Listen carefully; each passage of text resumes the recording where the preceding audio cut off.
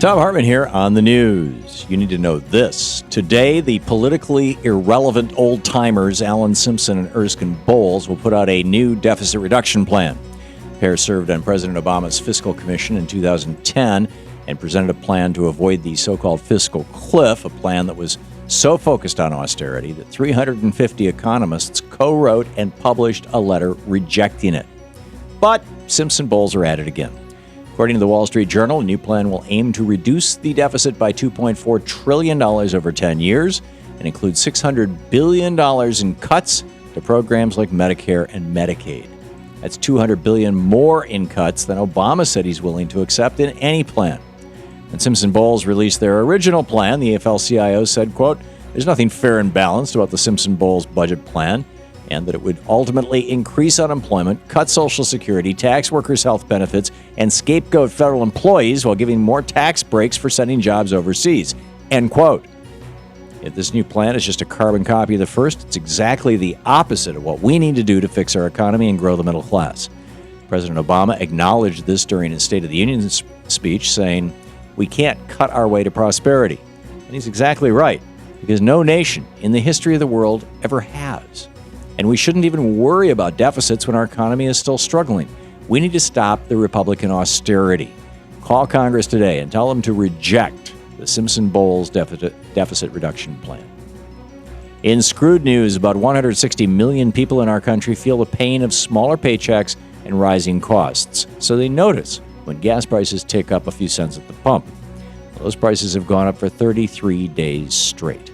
According to CNN, the average price for a gallon of regular unleaded gasoline has shot up 13% in about a month, which brings the national average to $3.73 a gallon. The Energy Information Administration says the price of crude oil has gone up 10% in the last 2 months and represents about 2/3 of the price per gallon. Speculation in the market, like anticipation of higher demand and fears about the looming sequester, also drives up gas prices. And the increased demand and higher crude prices just help big oil rake in more cash, like the combined $120 billion in profits the oil companies made in 2012 alone. Not to mention, these same companies are exporting so much of the gasoline refined right here in America that they're reducing our supply and further increasing prices for American consumers.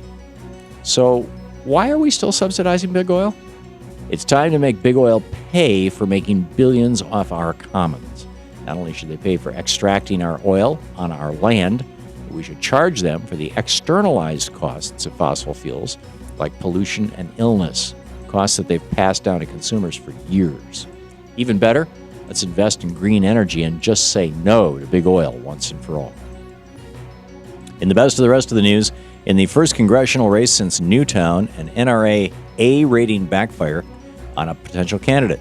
Illinois State Senator Toy Hutchinson entered the race for the congressional seat formerly held by Representative Jesse Jackson Jr., but dropped her bid after her 92% NRA rating became the center of political ads. Independence USA, New York City Mayor Michael Bloomberg's Political Action Committee, sponsored a $2 million ad campaign endorsing former State Representative Robin Kelly, who supports background checks and banning assault weapons. As gun violence is a central issue in the Illinois race, Hutchinson withdrew, saying, "I am simply unwilling to risk playing a role going forward that could result in dividing our community at a time when we need unity more than ever." Thankfully, we may have another member of Congress willing to stand up to the gun lobby. The NRA doesn't represent American gun owners, they represent corporate gun manufacturers, and we need more elected officials who recognize that. The EU is taking on the banksters. According to Reuters, lawmakers in the European Union are in key talks to cap bonuses paid to banking executives. If they reach an agreement, banksters in the EU will be barred from bonuses that exceed their annual salary. The European Parliament wants to add that provision to the Basel Accord, which is essentially the world's regulatory response to the 2007 through 2009 financial crisis. The bonus cap came up in response to anger from investors and the public about the role banksters played in the economic meltdown. As of last Thursday, Ireland refused to agree to this limit on compensation, but ambassadors from 27 EU states have issued a mandate forcing that nation to comply. If only we could take on the banksters in this country, we could stop the huge bonuses for executives that played a role in our financial crisis and hold Wall Street accountable for gambling with our economy. Now that Senator Elizabeth Warren sits on the banking committee, there's still hope we can make the banksters pay. And finally, Whopper123 probably wasn't the best password. At least that's what the person in charge of Burger King's Twitter account may be thinking. Yesterday, the fast foods chain's Twitter feed was hacked, and someone posted tweets saying the company had been sold to McDonald's. The account picture was also replaced with an image of Mickey D's Golden Arches. Some tweets in the compromised account mentioned the hacktivist group Anonymous, and of course, McDonald's denied any responsibility. After Twitter briefly suspended the account, Burger King soon restored its old picture and information, and all of the unauthorized tweets were deleted. No word yet on who may have been responsible for the breach, but some suspect the Hamburglar.